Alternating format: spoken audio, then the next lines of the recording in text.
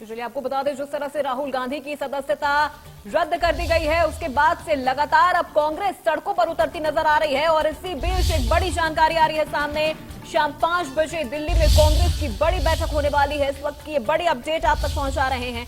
राहुल गांधी की सदस्यता जाने के बाद कांग्रेस की बड़ी बैठक होने वाली है। शाम 5 बजे दिल्ली में कांग्रेस की बड़ी बैठक होगी। राहुल गांधी की सदस्यता जाने के बाद कांग्रेस की बड़ी बैठक। राहुल गांधी की सदस्यता जाने के बाद दिल्ली में आज शाम 5 बजे कांग्रेस की बड़ी बैठक होने वाली है। और इस बैठक में इस मुद्दे पर विचार किया जाएगा। कई बड़े फैसले भी लिए जाएंगे इस बैठक में।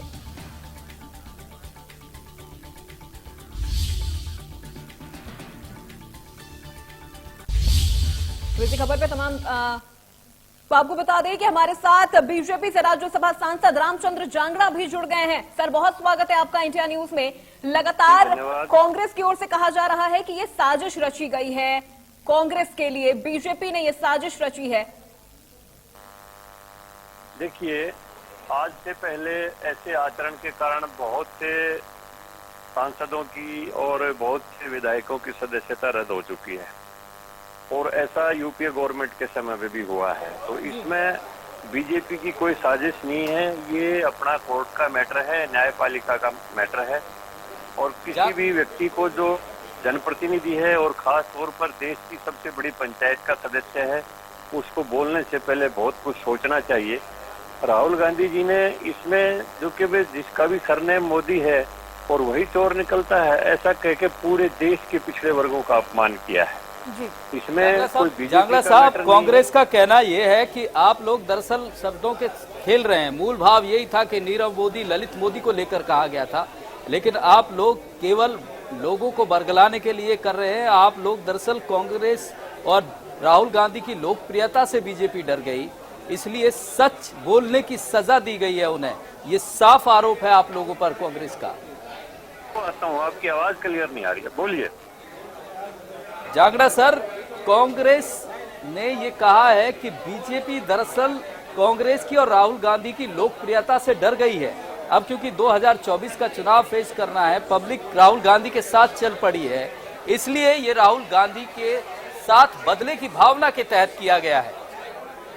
राहुल गांधी जी 2014 के चुनाव के समय में भी मौजूद थे, 2019 के चुनाव के समय में भी मौजूद थे, जबकि 2014 के बाद 2019 में भारतीय जनता पार्टी की और भी ज्यादा सीटें बढ़ के आई हैं। तो राहुल गांधी की, अब मैं व्यक्तिगत किसी बात के ऊपर नहीं जाना चाहता, लेकिन मैं ये कहता हूं कि आज पूरी हिंदुस्तान में नहीं, पूरी दुनिया में जो नरेंद्र मोदी जी की, हमारे प्रधानमंत्री जी की लोकप्रियता है, उनका ना कोई मुकाबला कर सकता और ना कोई है। और कांग्रेस के पास ना कोई लीडरशिप उनका है। ये कहना है कि आप बदले की भावना से कार्रवाई कर रहे हैं। देखिए, ये काम जो है ना, ये फैसला माननीय न्यायालय ने दिया है, ये बीजेपी का फैसला नहीं है। जो उनको सजा हुई है वो न्यायालय ने दी है।